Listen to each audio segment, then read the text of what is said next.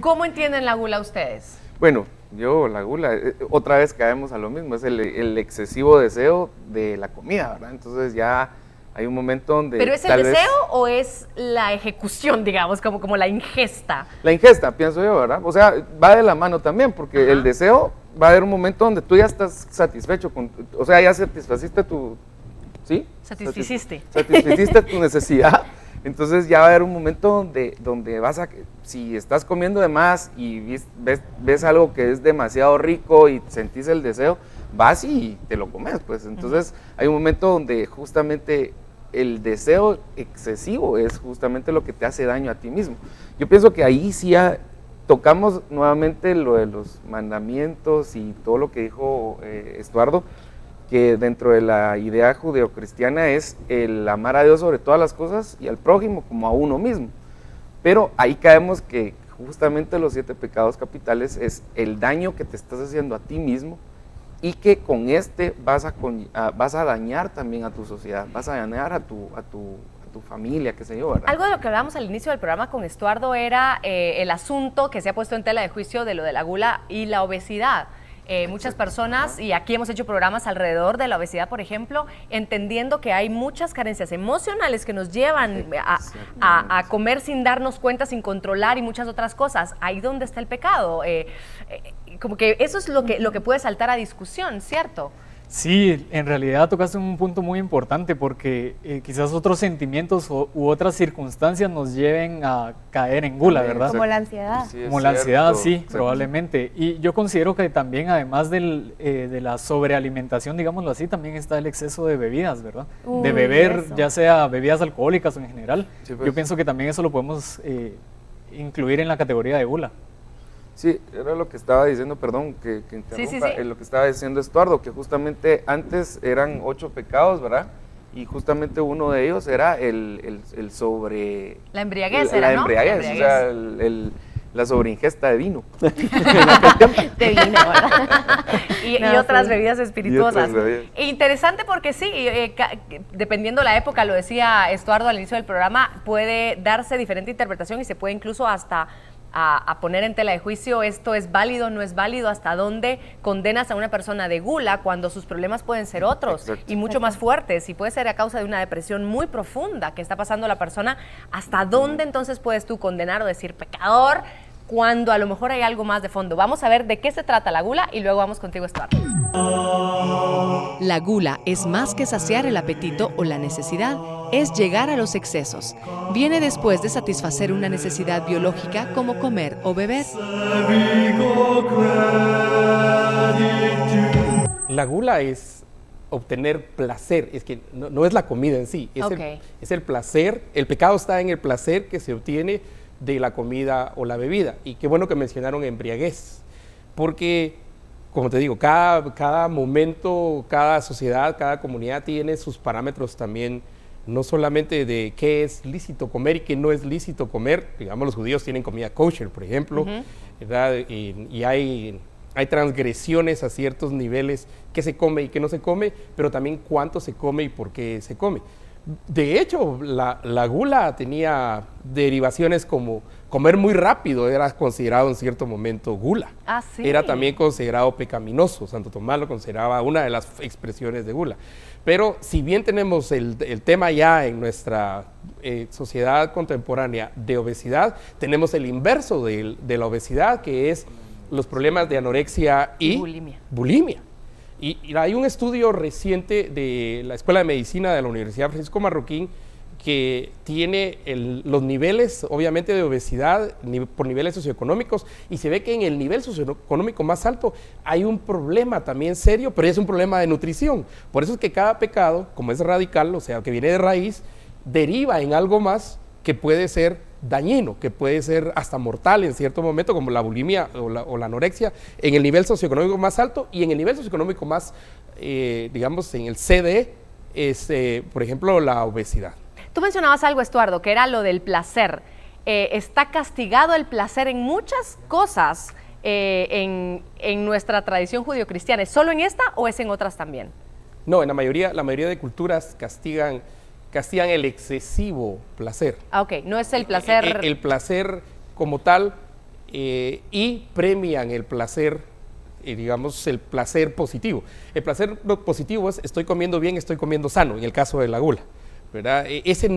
Ahí no hay transgresión de algo. Estoy comiendo conforme a la regla, ¿verdad? Por ejemplo, yo pongo comida kosher como ejemplo de la cultura judía porque hay una transgresión ahí a cierto nivel. El animal no pasó por los parámetros que un rabino y que la tradición explica. Entonces, así es, ¿verdad? Que es el placer. El placer no está condenado, es el excesivo y la búsqueda excesiva, casi obsesiva del placer, ese es el pecado. Interesante. Vamos a dar otro saltito, nos vamos a la pereza y aquí hay algunas encuestas de lo que opinan las personas.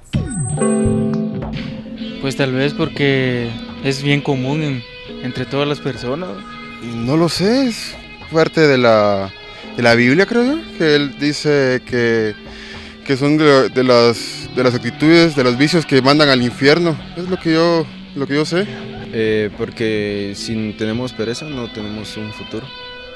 El asunto con estos 7 pecados capitales es que de alguna manera todos nos sentimos identificados con que hemos hecho o no hemos hecho. ¿Hasta dónde? Pues ya cada quien lo sabrá mejor que nadie, pero este en especial, híjole, en una época en donde vivimos tan ajetreados, tan todo tiene que ser rápido, todo tiene que ser mucho además, y decimos estoy cansado, no quiero hacer, tengo pereza, lo decimos mucho. Sí, bastante, pero fíjate que justamente lo que decías también con la gula, va de la mano también con esto. Por ejemplo, yo he conocido personas de que les da demasiada pereza precisamente por problemas de ansiedad o por problemas depresivos, ¿verdad? Entonces hay un momento donde buscan como en el dormir, buscan eso de olvidarse de los problemas y todo lo demás. Es casi que lo mismo de lo que es el licor, por ejemplo, ¿verdad? Cuando tú venís y tenés algún problema, venís y buscas la salida en el alcohol o qué sé yo, ¿verdad? Claro, y más allá de una salida, incluso químicamente nuestro cerebro muchas veces carece de alguna secreción y recaptación de hormonas o neurotransmisores que hacen que nuestra actividad baje. Exacto. Y eso es pereza o no es pereza, eso es pecado o no es pecado. ¿Qué actividades creen ustedes que entran dentro de la pereza, más allá de la pereza obvia, de decir, ay, tengo pereza? ¿Qué otras actividades podrían considerarse dentro de la pereza? Qué buena pregunta, pero yo considero que podríamos caer en la pereza ya como tal, como un pecado, cuando dejamos de hacer cosas que son realmente importantes o que tenemos responsabilidad de hacer por preferir descansar o por preferir extender esas horas de sueño, ¿verdad? Que nos pasa a veces.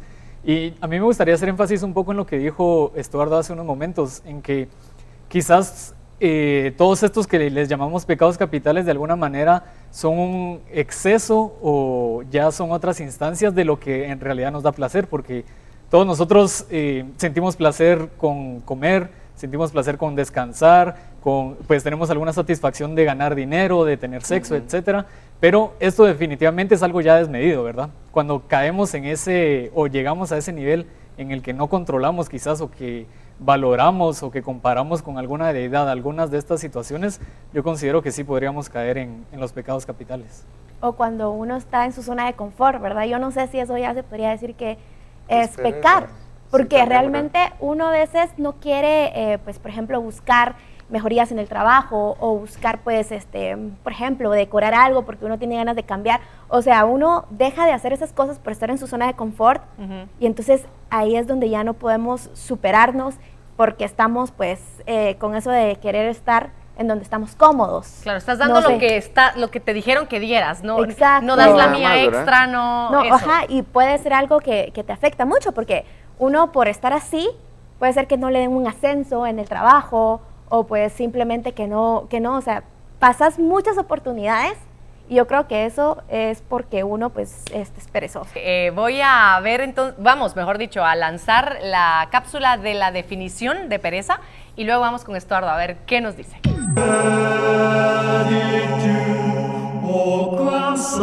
La pereza es el más metafísico de los pecados capitales.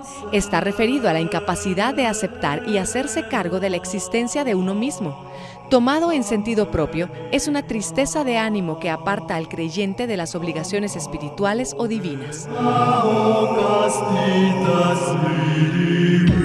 Pereza como pecado es descuidar obligaciones y me parece correcto que la pereza sea la responsabilidad que tengo que no cumplo, para decirlo como pecado. Pero aquí hay un doblez en esta definición, y es sobre todo con las responsabilidades espirituales, ¿verdad? Con las responsabilidades hacia Dios. Por ejemplo, cuando nace el pecado, venimos de un dominio de 1000 años de la iglesia, que se llama la época del oscurantismo, y es el protestantismo en el siglo XVI que también empieza a combatir la pereza, sobre todo el calvinismo, poniendo al trabajo y a la productividad como uno de los grandes bastiones, ¿verdad? El ahorro, Dios, pues el trabajo, la familia y el ahorro como grandes bastiones de esto. Y esto empieza a combatir la pereza, pero en la forma más radical es el descuido de esas obligaciones espirituales hacia la deidad. Ese es realmente el que se consideraba el pecado capital. Ok, de pereza mental espiritual, ¿no?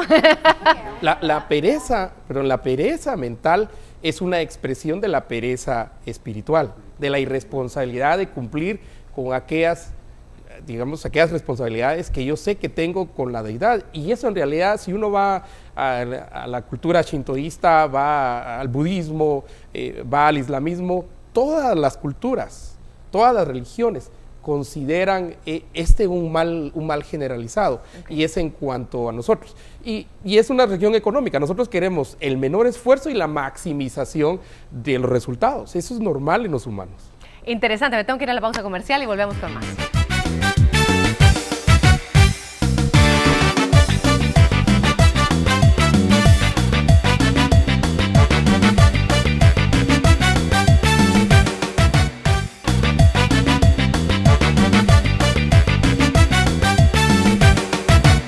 Estamos de vuelta en Un Show con Tuti. Gracias, amigos, por su sintonía. Seguimos hablando de los 7 pecados capitales. Nos quedan 2.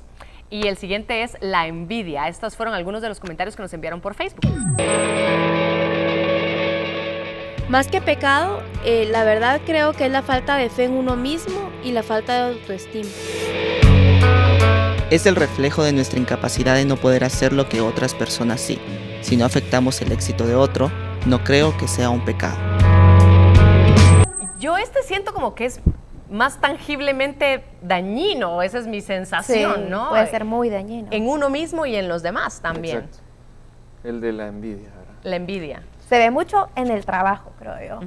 En el trabajo creo que es uno de los aspectos donde más se ve la envidia. Y puede ser muy dañina, como tú dices, puede afectar totalmente la vida de una persona. Ahora, hemos hablado, por ejemplo, en la gula, pongo ejemplo, ¿no? Nos decía Estuardo, si comes bien y sientes placer por comer bien, lo necesario, etcétera, está bien, no hay problema. ¿La envidia tiene un nivel bueno? ¿Envidia de la buena? Envidia de la buena, como dicen ahí. Fíjate que yo creo que va de la mano con la avaricia, pienso yo, ¿verdad? Porque, por ejemplo, era lo que te decía yo si yo veo que mi vecino tiene una casa de 3 niveles, yo quiero una de 4. Entonces va una envidia, estás compitiendo contra la misma sociedad, porque la misma sociedad te lleva a que, no, o sea, yo tengo una televisión de 32 pulgadas, pero tengo que tenerla de 62 y tengo que tenerla a full motion, aunque nadie sepa que tengas esa televisión en tu casa, por tu misma avaricia y por tu misma, qué sé yo, envidia, viene de la mano, pienso yo, ¿verdad? Porque la envidia en realidad es cuando tú querés algo de que la otra persona tiene, pienso yo, ¿verdad? Ese es mi concepto. Y las personas ni se andan fijando en lo que uno tiene, y al final es solo para satisfacción propia, y sí es. Yo considero, bueno, yo tengo otra percepción de lo que es envidia, porque considero que no es en sí el hecho de anhelar algo que tiene otra persona o el hecho de aspirar a alguna otra situación, por ejemplo, sino más bien es sentirse mal o sentir de alguna manera desagrado o algo porque alguien más tenga algo que yo no. Quizás no es tanto eso que yo aspiro.